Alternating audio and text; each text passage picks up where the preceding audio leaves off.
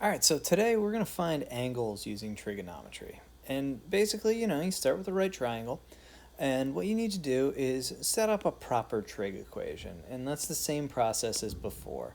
So what I mean by that is we're looking at something like sine of x equals 10 over 40, something like that. And in order to do this, of course, you need to label the sides on the triangle, hypotenuse, opposite, and adjacent. You need to figure out which ratio you're using, and also then you need to plug stuff in. So you need to plug in, if this is sine, you need the opposite over the hypotenuse. And the angle you're looking for is just x. Now, the way you get rid of this sine here, because sine is a function, you can't divide sine out. I know it looks like sine times x, but it's sine of x. You have to take the inverse of sine to get rid of it. So the way you do that is, and you may have seen it on your calculator before, it's that little sign with the -1 there. It's the inverse sign. Some people call it the arc sign.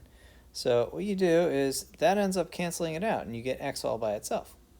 Now, of course, just like any equation in the world, you can't just do something to the left side and do nothing to the right side. So you have to do the same thing to the right side as well. So you do sine -1 there. And what you'll get here, so your answer is going to be x equals the inverse sine of 10 over 40. So then what you want to do is grab your calculator and just type in inverse sine of 10 over 40. And in this example, you get about 14.5 degrees. Remember, we're solving for an angle, so that's in degrees. By the way, to find these things, sometimes you have to hit second on your calculator. It depends on what model you have. Okay, so we have two examples right here. We're going to go from start to finish, set it all up. So with this first one on the left here, we have the angle labeled with theta. That's the angle we're looking for. We know that 15 is the hypotenuse because it is across from the right angle.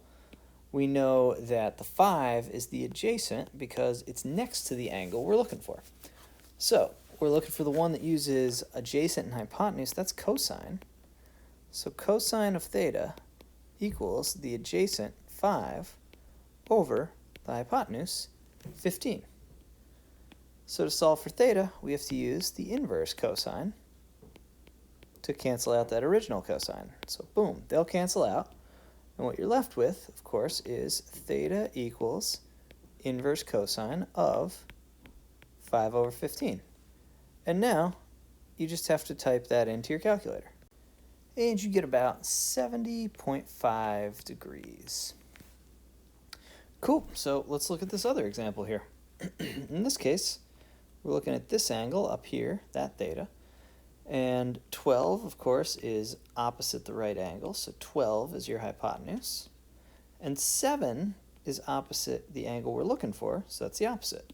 So what we have right now, we have opposite and hypotenuse. That's going to be sine of theta equals 7 over 12. So to get theta by itself, we use inverse sine, cancel, cancel.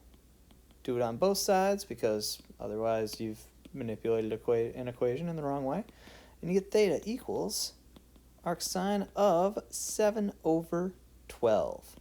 So this is where you use your calculator and you get about 35.7 degrees.